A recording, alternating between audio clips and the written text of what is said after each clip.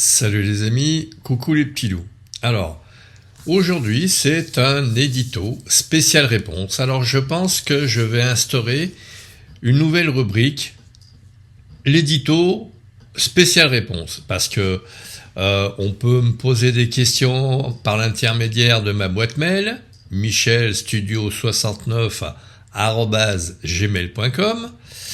En général, sauf souci de santé, je réponds sous les 5 jours. Ceci dit, la réponse ne concernera que la personne qui m'a sollicité, bien évidemment. Or, ça peut intéresser d'autres personnes. J'utiliserai comme numérotage dièse, le numéro de la vidéo concernée, plus bis, et le titre éventuellement. Du style dièse 562 bis la sortie d'un Nikon Z6 III par exemple. Pour faire suite à la vidéo dièse 562, oserais-je dire que certaines caractéristiques de la fiche technique sont là pour gonfler cette fiche. Je vous donne quelques exemples. Le 16 millième, le 32 millième. Ouah, punaise, ça déchire! Oui, c'est sûr, ça déchire. Sauf que hier, j'ai fait des essais de prise de vue à 3200 ISO et je n'ai pas dépassé le 500e de seconde.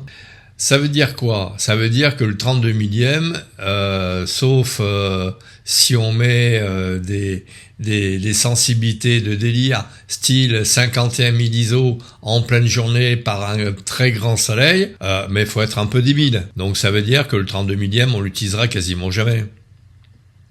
C'est un petit peu comme les voitures de sport, qu'on peut utiliser jusqu'à 340 km/h. Oui, enfin, sauf qu'en France, dites-moi où on peut faire du 340 km/h pour aller de Paris à Marseille, par exemple. Dites-moi. On peut pas. Donc c'est du pipeau. On nous donne des fiches techniques qui font rêver, bien évidemment, mais dont on n'aura pas besoin du tout. Imaginez une rafale de 120 images par seconde. Vous en avez déjà pour 3 giga 6. Vous imaginez? Au fait, autre point, le ZF, quand il est sorti, je vous en ai pas parlé. Tout simplement parce que, en ce qui me concerne, cela ne regarde que moi bien évidemment, l'ergonomie, je la trouve pas géniale.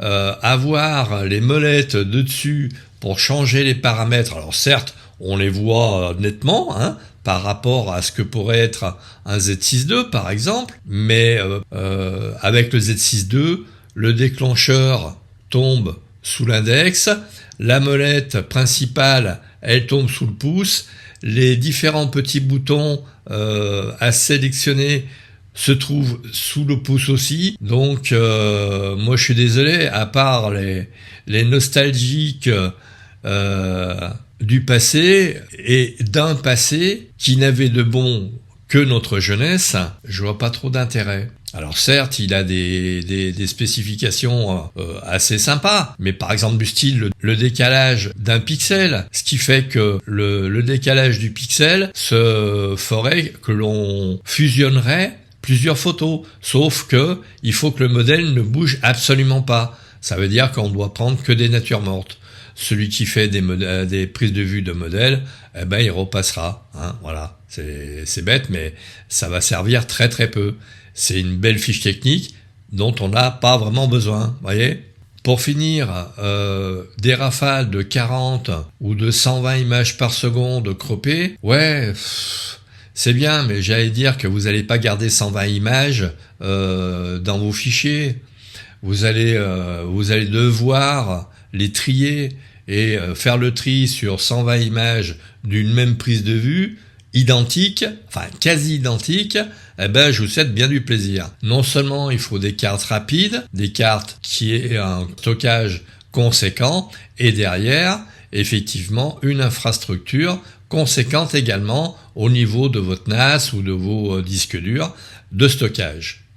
Bon, je vous en dirai pas plus, je vous en parlerai peut-être dans une autre vidéo. Allez, sur ce, à très vite pour la prochaine vidéo.